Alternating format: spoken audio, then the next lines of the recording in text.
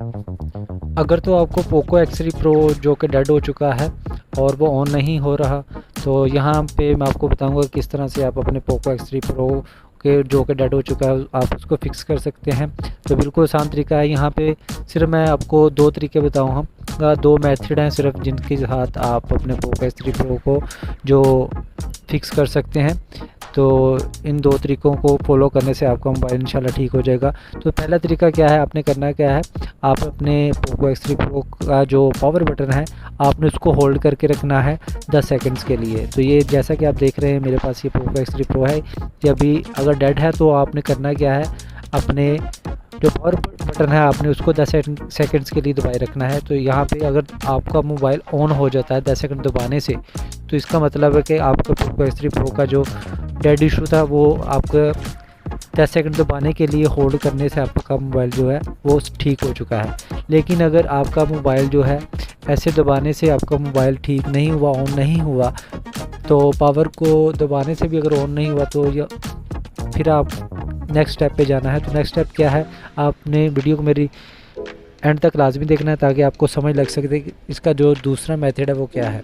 तो अभी जो मेरा मोबाइल देख रहे हैं कि आप बूट अप हो चुका है। तो अब दूसरा तरीका मैं आपको बताता हूँ कि अगर आपका मोबाइल जो है वो डेड है और वो बूट नहीं हो रहा तो उसको आपने कैसे बूट करवाना है। तो चलिए दूसरे तरीके की तरफ चलते हैं।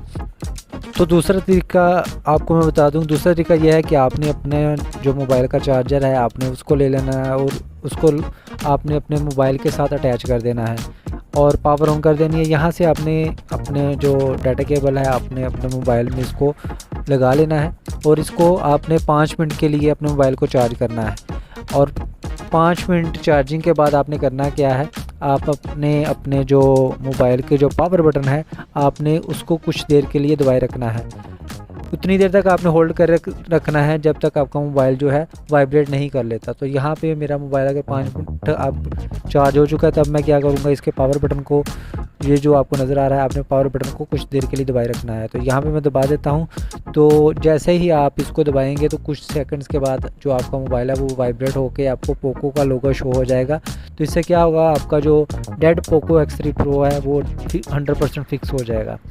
और अगर इन दो मेथड से भी आपका मोबाइल जो है वो फिक्स नहीं होता तो इसका मतलब है कि आपका जो मोबाइल है वो डेड बोर्ड का इशू है। तो उसका मदरबोर्ड चेंज करवाना पड़ेगा। तो उसके लिए आपको सर्विस सेंटर जाना पड़ेगा, उसके बाद ही आपका जो पोको X3 Pro है वो ठीक होगा। तो आज की वीडियो में बस इतना ही था। अगर वीडियो अच्छी लगी तो चैनल को लाइक से सब्सक्राइब जरूर कीजिए।